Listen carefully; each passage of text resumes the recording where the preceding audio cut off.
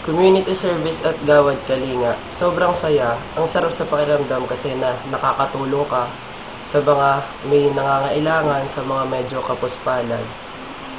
Ayun, parang sobrang minsan ko lang makatulong na parang ang damot ka pala na hindi pa ako gagawa ng mga ganitong bagay ko. Hindi pa parang kailangan na requirement, sabihin ng prof na gawin yun. Parang hindi ko sinishare yung blessings ko na marami yun pala na marami palang nangangailangan. Sobrang swerte ko pa din dahil ganito yung natatabasan ko. Community service sa Gawad Kalinga.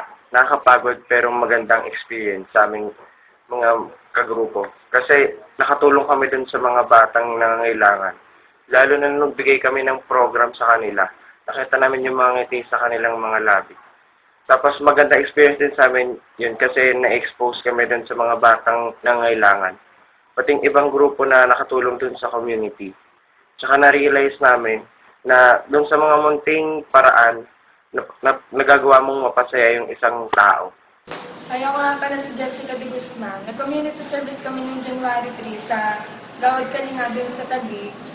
So, yung pinulsap namin yung head ng Gawad Kalinga, inasay na kami dun sa mag-alaga ng bata. Yung iba inasay niya mag-paint. So, yung nag-aalaga kami ng bata, pinakain namin sila, nagandog sila ng konting sayaw, tapos may games. Natutuwa ako kasi parang kahit na ganito kami na mas mataas, parang hindi sila naiilang na pakita ng mga bata yung totoo nilang feelings na parang kasayahan. Talaga nasa mukha nila yung pagiging masaya.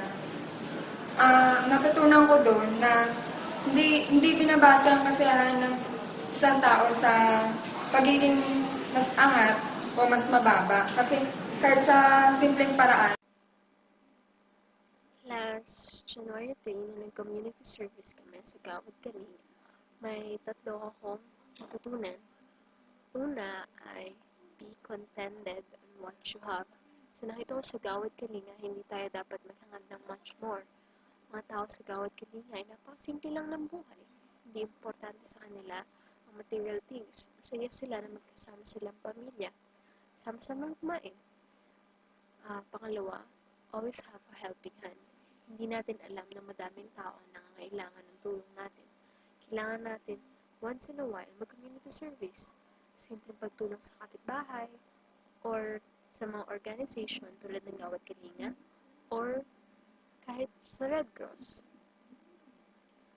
Nawala yung pagod ko sa layo ng Gawad Kalinga nung nakita ko sa mga bata na masaya sila sa simpleng ginawa namin, and sa mga members ng Gawad Kalinga na nag-paint yung ibang group mates ko.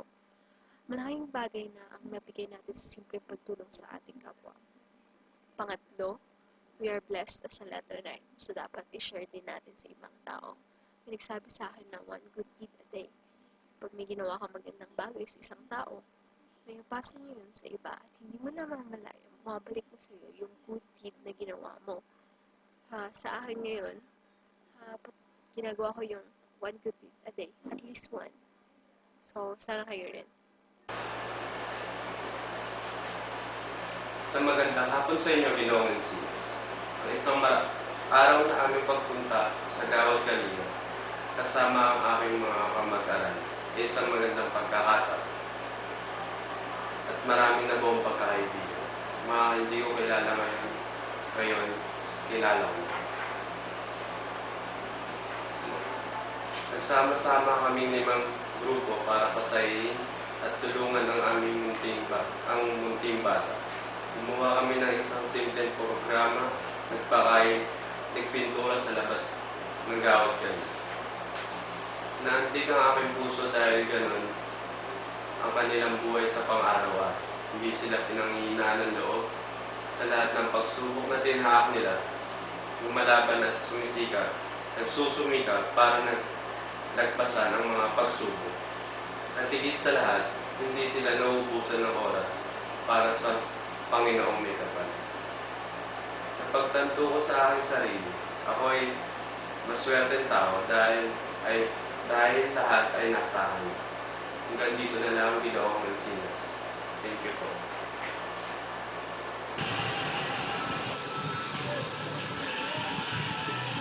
Ang mga may sigiri hindi pa ang karaniwan. kahit masasaya sila, nakakatamasa rin pa sila ng kalungkutan.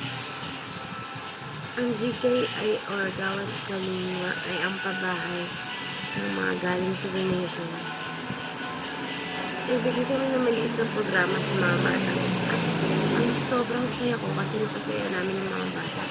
Sobrang masayahin, bukain, alimpado. Pero sa kabila ng kanilang pagiging masaya, may bahid pa rin kalungkutan.